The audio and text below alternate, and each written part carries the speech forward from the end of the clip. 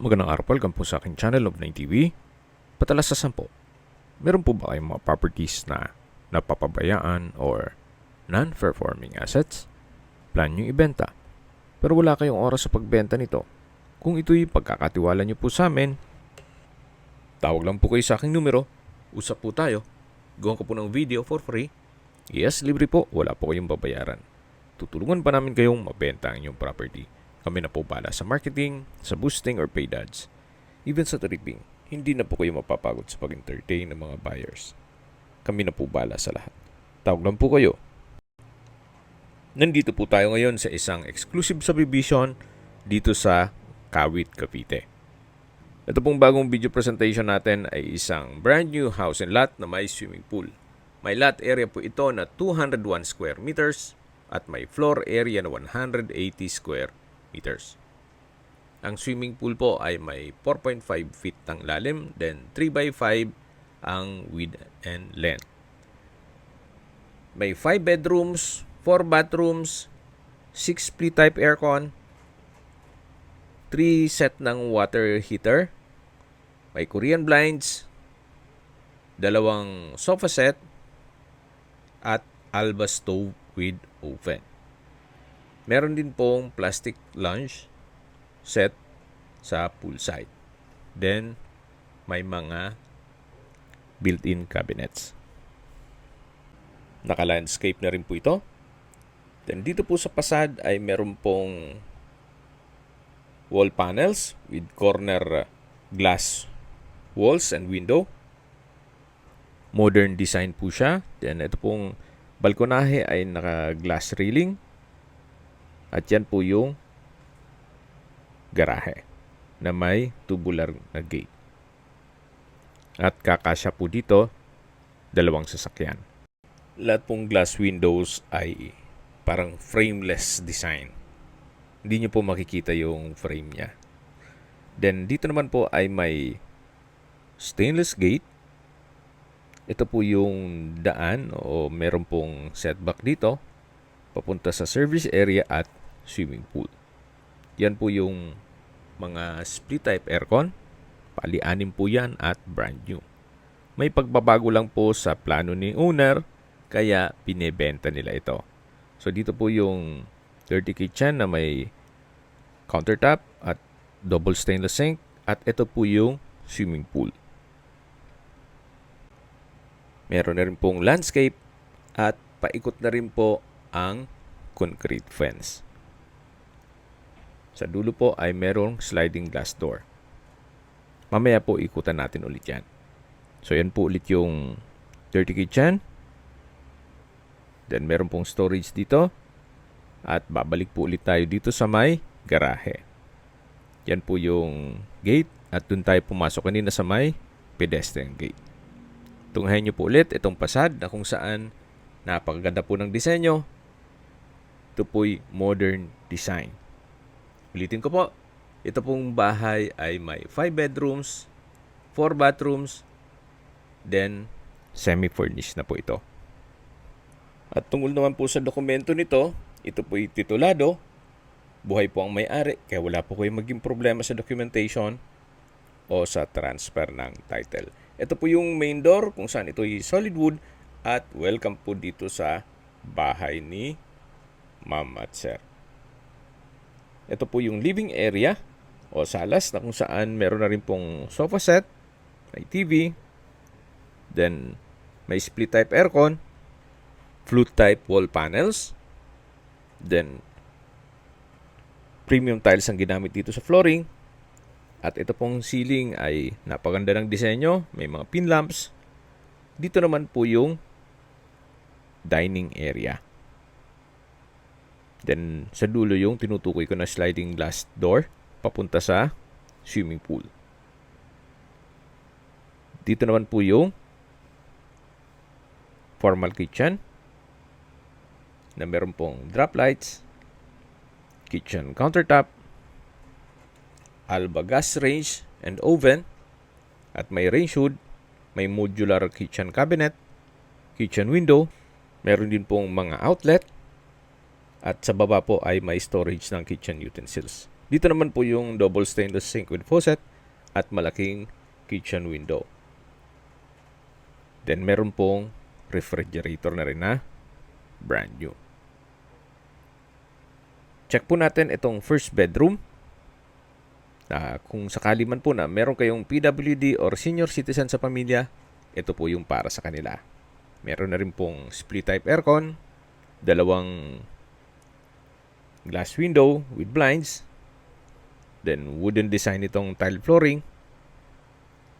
So sa spasyo, sakto lang. Hindi naman siya ganun kaliit at hindi naman ganun kalaki. Meron din po itong sariling toilet and bath. Naka-PVC bathroom door. Then bathroom countertop. May hand wash basin with vanity mirror. Water closet with bidet. May bathroom cabinet. Tile bathroom wall-mounted glass rack, at stainless towel holder. Okay, labas na po tayo para check natin yung ibang parte nitong bahay. Yan po ulit yung formal kitchen na naikutan natin kanina.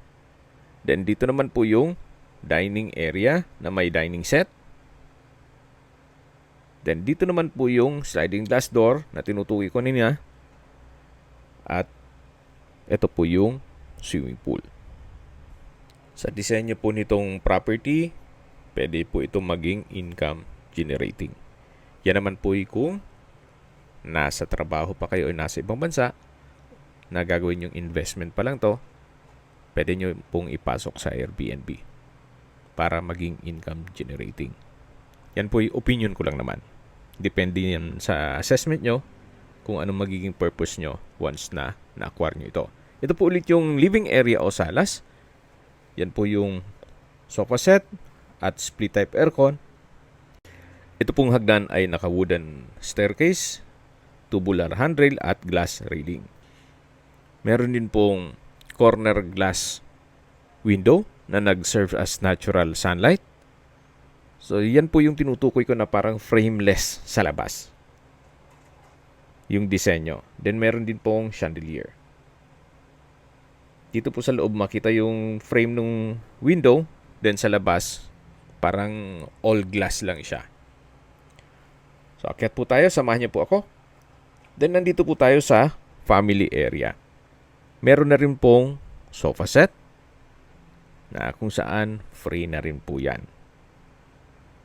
Naka-tile flooring at nandito na po tayo sa mga kwarto. So bali po, ito po ay yung pangalawang kwarto dito sa buong bahay. Meron na rin pong bed frame and mattress, split type aircon, wardrobe. So kumpleto na po. At wooden design din itong tile flooring. So yan po yung second bedroom. Then next is yung toilet and bath o common toilet and bath na kung saan maayos naman na toilet fixtures, halos same design, yung hand wash basin, vanity mirror, glass rack, water closet, then shower enclosure, naka-tile bathroom wall from floor to ceiling po yan, at meron pong hot shower set at overhead shower. Meron din po itong bathroom window. So kahit po may shower enclosure, meron pa ring shower curtain. At stainless towel rack. So ito po yung toilet and bath dito sa second floor. Next is third bedroom. Check po natin. So meron na rin pong wardrobe, then bed frame and mattress, customized glass windows, may split type aircon, at wooden design din po ang tile flooring. So yan po yung third bedroom. At lipat na po tayo dito sa kabilang kwarto na kung saan ito po yung pang-apat o fourth bedroom. May split type aircon. Customized glass window with blinds. Then same flooring lang po dun sa kabila. Wooden design. At pulido naman po ang pagkapintura ng ceiling at wall. Meron din po itong wardrobe from floor to ceiling at drawer and dresser. Dito po sa dulo ay meron pong toilet and bath. May bathroom countertop, hand wash basin, vanity mirror, bathroom cabinet, water closet with bidet, shower enclosure, hot shower set, overhead shower, bathroom window, at may shampoo rack. So ito po yung toilet and bath ng 4th bedroom. So na-maximize po nila yung space. Then lalabas na po tayo ulit dito sa may family area. At yan po yung mga kwartong na-check natin kanina. Pati yung common toilet and bath. At dito na po yung 5th bedroom. So mas malaki po ito. Kaya ito po yung master bedroom. Naka-ceiling cove design. Meron pong customized glass window. May split type aircon. Wooden design ng tile flooring. At may sariling toilet and bath. Check po natin. May bathroom countertop, hand wash basin, walk-in closet, bathroom cabinet, then shower enclosure, may hot shower set, overhead shower, water closet with bidet, stainless towel rack. Yan po yung overhead shower at naka-ceiling cove design din po dito sa area to. So ito po yung toilet and bath dito sa master bedroom. At tunghayan nyo po ulit bago tayo lumabas. Napaganda po ng kombinasyon ng kulay. So labas na po tayo. Yan po ulit yung family area at yung mga kwartong naikutan natin kanina. Then dito naman po ay may access door o sliding glass door na papunta naman sa balkonahe o terrace, na kung saan ito po yung naka glass railing at stainless handrail. Yan po yung wall lamps. At ito po yung garahe, yung main gate, at dito naman po yung inyong mga magiging kapitbahay, kung saan napakatahimik po ng lugar, sariwa ang hangin. Sa klima naman po, banayad lang, hindi naman siya ganun kainit at hindi naman ganun kalamig. At isa pa po sa big factor na dapat nyo i-consider sa lokasyon nitong property. Malapit po siya sa lahat. Okay, sa distance, location at travel time portion na po tayo.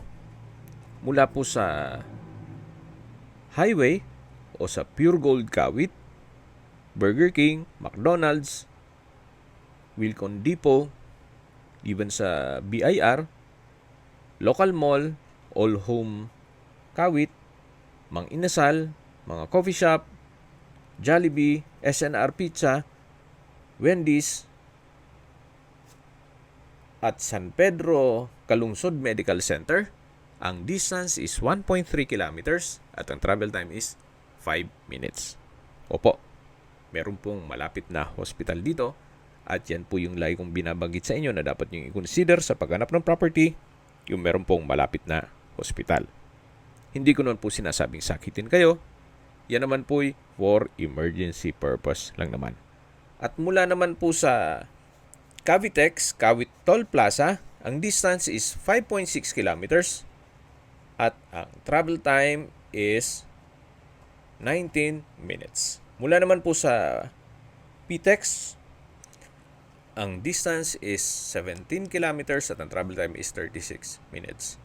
Kung manggagaling naman po sa MAUA, ang distance is 21 kilometers at ang travel time is 48 minutes. At kung manggagaling naman po sa airport, Ang distance is 22 kilometers at ang travel time is 41 minutes. Okay, sa presyo na po tayo. Binebenta po ito ni owner sa halagang 16.8 million pesos net. Ibig pong sabihin, si buyer na po ang sasagot sa lahat ng taxes at expenses with regard to documentation. Kung may mga katanungan po kayo, tawag lang po kayo sa aking numero. At sa mga kababayan naman natin nasa ibang bansa, meron po akong Telegram. Sa mga iPhone user naman, may iMessage. Meron din pong Imo, Skype, Viber at WhatsApp.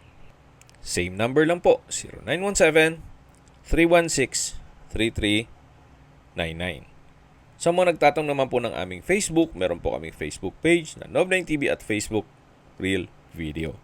Meron din pong TikTok at Instagram. May ibang YouTube channel po kami na The Nov9TV channel, Nov9TV Listings, Nov9TV On The Spot, Nov9TV Updates, at Nov9TV House Rental.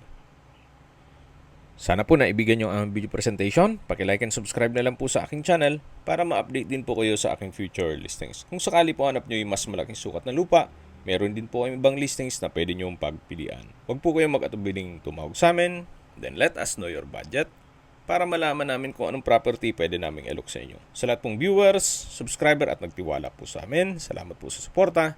Ingat po kayo lagi at yung pamilya. Maraming salamat po.